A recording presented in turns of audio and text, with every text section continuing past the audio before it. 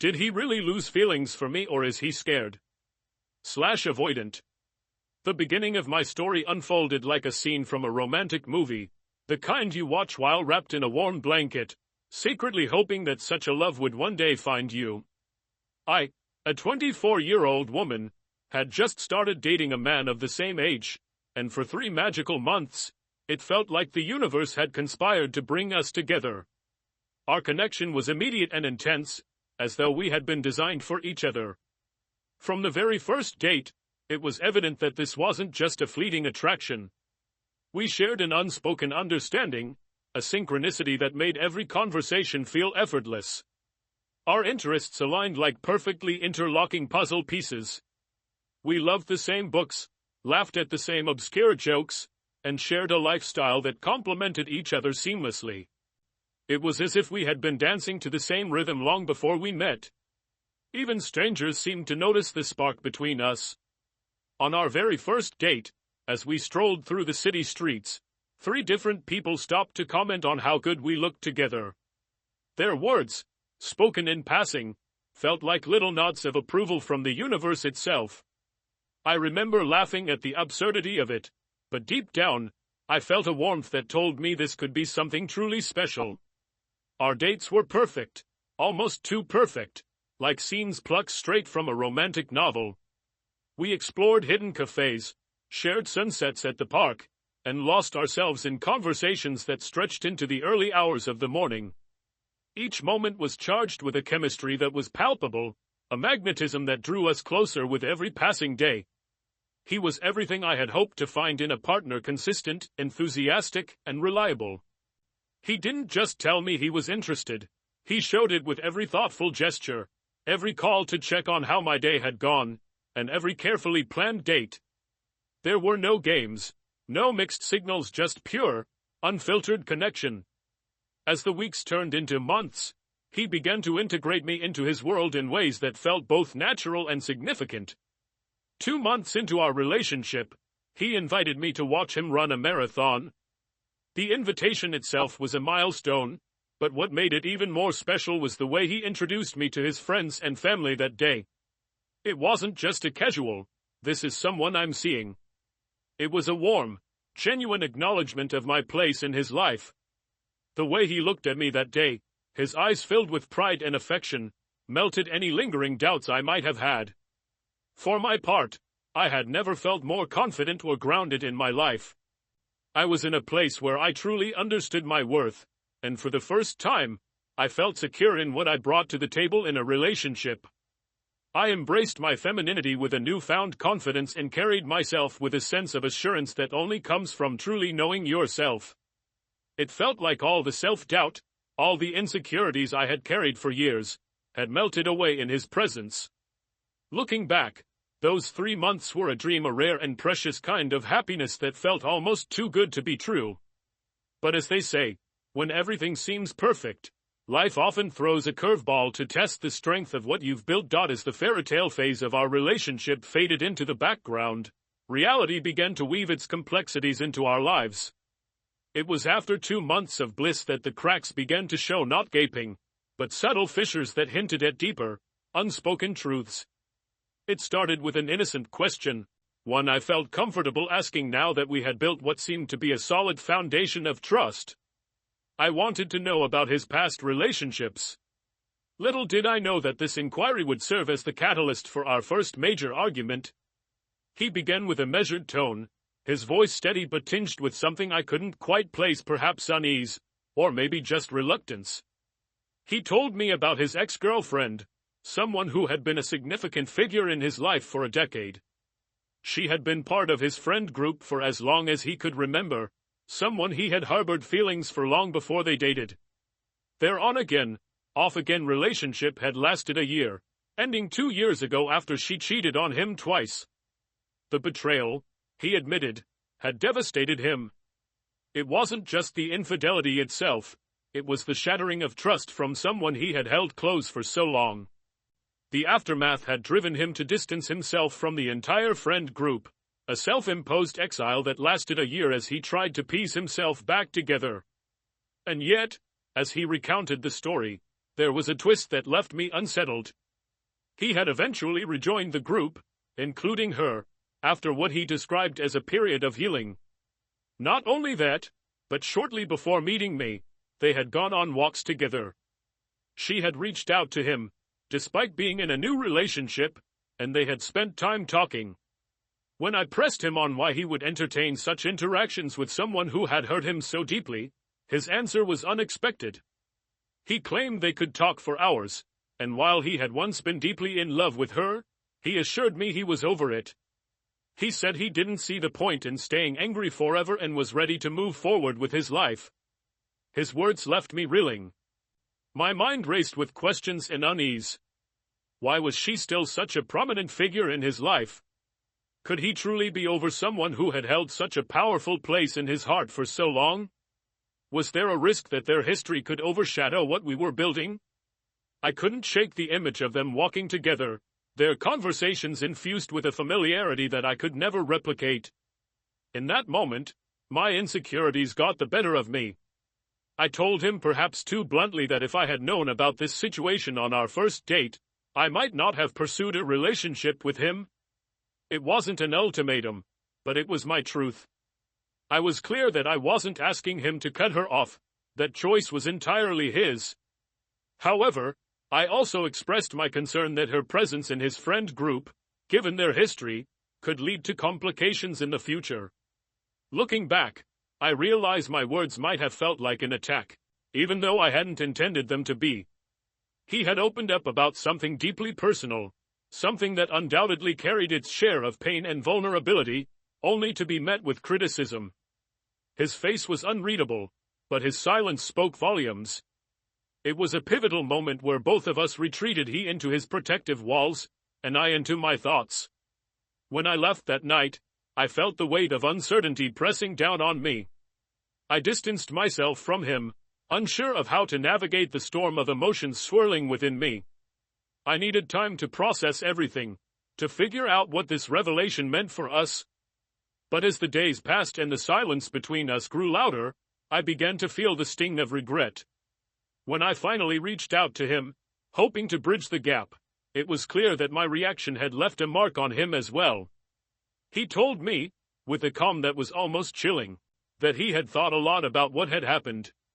He admitted that he had seen a side of me he didn't like, a side that had made him question whether we were truly compatible. He confessed that, in his mind, he had already started to accept the possibility that it was over his way of protecting himself from further hurt. His words stung more than I expected. It wasn't just what he said, but the way he said it, as though a piece of the connection we had shared had been severed. He also added, with a firmness that bordered on defiance, that he wouldn't allow me to walk over him like that again. I was stunned. Walk over him? Had I really been so harsh? Or was this his way of shielding himself from his own vulnerability? It was a moment of reckoning for both of us, a point where the idealized version of our relationship collided with the realities of our individual fears and insecurities. While I had hoped our bond would weather this storm, it was becoming painfully clear that we were both retreating into our own corners, licking our wounds and building walls where there had once been bridges. 1 week later, the weight of regret and uncertainty became too much to bear. I realized I couldn't let this drift continue without addressing my role in it. So, I reached out to him, prepared to lay my cards on the table. Vulnerability isn't easy, especially when you are not sure how it will be received, but I knew it was necessary if we were to have any chance of salvaging what we'd built. I apologized sincerely, taking full accountability for the way I had reacted during our argument. I explained my fears, my worry that he might not truly be over his ex, my anxiety about feeling like a second choice in the shadow of someone who had hurt him so deeply.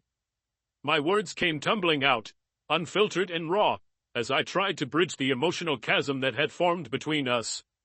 He listened, but his response was more subdued than I had hoped. He didn't dismiss my feelings outright, but there was an absence of the warmth and empathy I had come to expect from him in those earlier, idyllic months. His reaction was measured, almost clinical, and I couldn't help but wonder if it stemmed from a difficulty in processing emotions, a possibility I'd begun to consider after observing his guarded demeanor. Perhaps he was unable, or unwilling, to engage with the depth of my fears in the way I needed.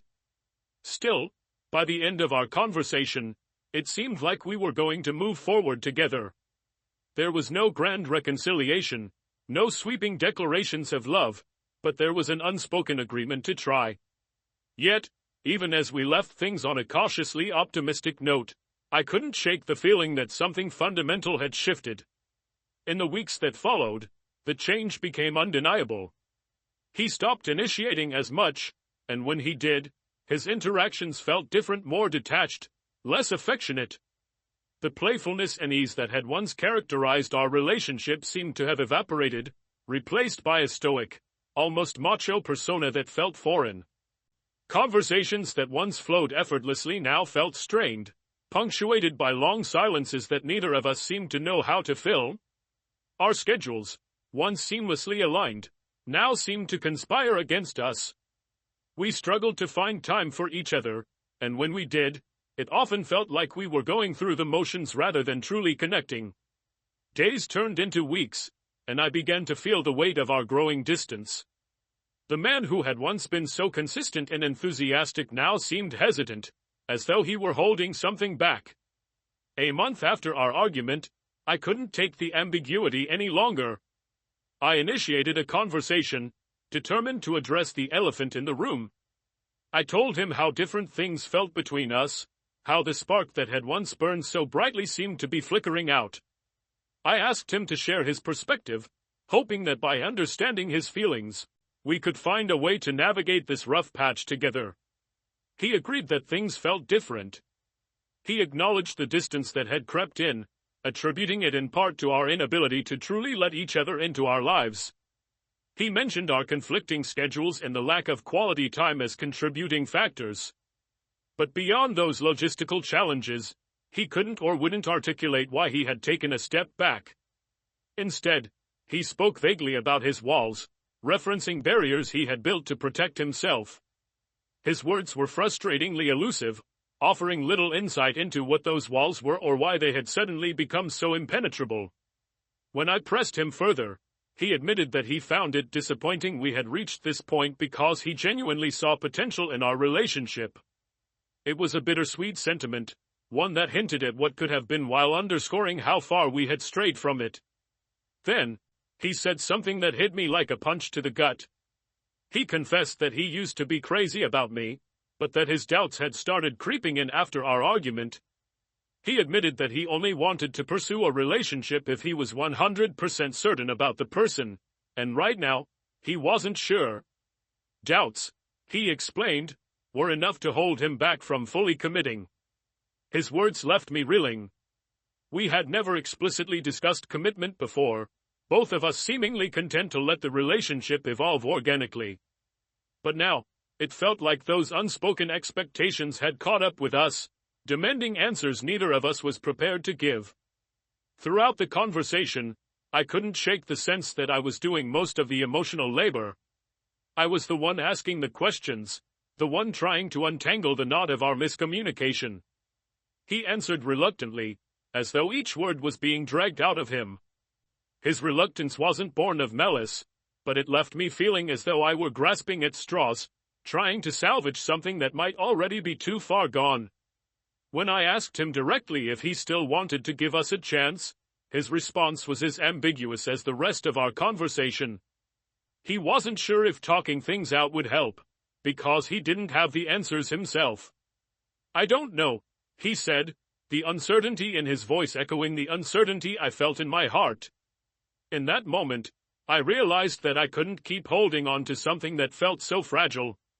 I told him I had my answer, and though I tried to keep my voice steady, the finality of those words weighed heavily on me.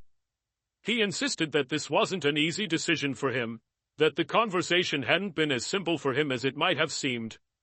But as I looked into his eyes, searching for anything that could anchor me to the man I had fallen for, I came up empty. Maybe it was better this way, I told him. Maybe we needed time apart to figure out what we truly wanted. He asked me how long we should stay out of contact, and all I could offer was a quiet, "I don't know." In truth, I had no idea what the future held for us. All I knew was that the version of us I had once cherished was slipping further and further out of reach. The end came quietly, almost unceremoniously, yet it carried the weight of all the emotions that had built up over those 4 months. The discussion that day left me drained, not just because of what was said, but because of what wasn't. I had to lead the conversation, pulling every answer out of him like drawing water from a dry well. Each question I asked was met with vague responses, hesitant admissions, and uncertainty that only deepened the growing chasm between us. When I asked him if he still wanted to give us a chance, I braced myself for some clarity, something concrete to either hold on to or let go of. But his response was maddeningly inconclusive. "I don't know," he said. He wasn't sure if talking would help, wasn't sure if we could work through things, wasn't sure what he even felt anymore. That was when I realized the futility of trying to fight for someone who wouldn't fight back. I told him, with a calmness I didn't feel, that I had my answer. His eyes flickered with something regret, maybe, or relief, as he insisted that it might seem like this was an easy decision for him, but it wasn't. "It doesn't feel easy," I replied, my voice steady despite the lump in my throat. "But I can't read your mind. Maybe it's better if we don't have contact for a while." He looked at me, his expression unreadable, and asked softly, "Until when?"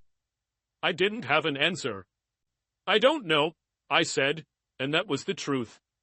I didn't know how long it would take to untangle myself from the hurt, to let go of the what-ifs and the ghost of what we had been. All I knew was that staying in this limbo was slowly breaking me. Less than 2 weeks passed before he reached out. His message was detached but decisive, like a final stroke of the pen to end a chapter neither of us knew how to continue writing. He admitted that he had wished to feel the urge to text me, but he hadn't. Instead, he had noticed his feelings fading with each passing day of silence. He was moving on, he said consciously and subconsciously. His words weren't cruel, but they stung nonetheless. For all the chemistry, all the promises of potential, it had come down to this, a slow erosion of feelings until there was nothing left to salvage. By the time he reached out, I was ready to let go. I had felt the shift in him long before this message, the growing distance that no apology or vulnerability could seem to bridge. I replied simply, wishing him the best and agreeing to part ways. There was no point in dragging out a goodbye that had already been written in the silences, in the hesitation, in the doubts that had crept in and taken root. But as the days turned into weeks and the weeks into months, the questions lingered. Did he really lose feelings over one argument? Or was it something deeper, an avoidant tendency that made him retreat at the first sign of conflict? Maybe he wasn't truly over his ex, and the unresolved threads of their history were too tangled for him to fully move forward. I'll likely never know the answers to those questions, and maybe that's for the best. Some things are better left as mysteries, their truths irrelevant in the face of what they teach us. What I do know is that relationships, even the ones that seem perfect in the beginning, are never as simple as fairy tales make them out to be. They are messy, layered, and sometimes fleeting. Looking back, I don't regret those 4 months. They taught me about myself, about my capacity for love, my insecurities, and the boundaries I need to set to protect my heart. They reminded me that vulnerability is a strength, even when it doesn't lead to the outcome you hope for. And perhaps most importantly, they reinforced the lesson that you cannot force someone to stay, to fight, or to feel something they no longer do. So, while the end wasn't what I had envisioned, it was what it needed to be. And in time, I know I'll look back on this chapter not with bitterness, but with gratitude for the ways it shaped me and prepared me for the love that's still to come.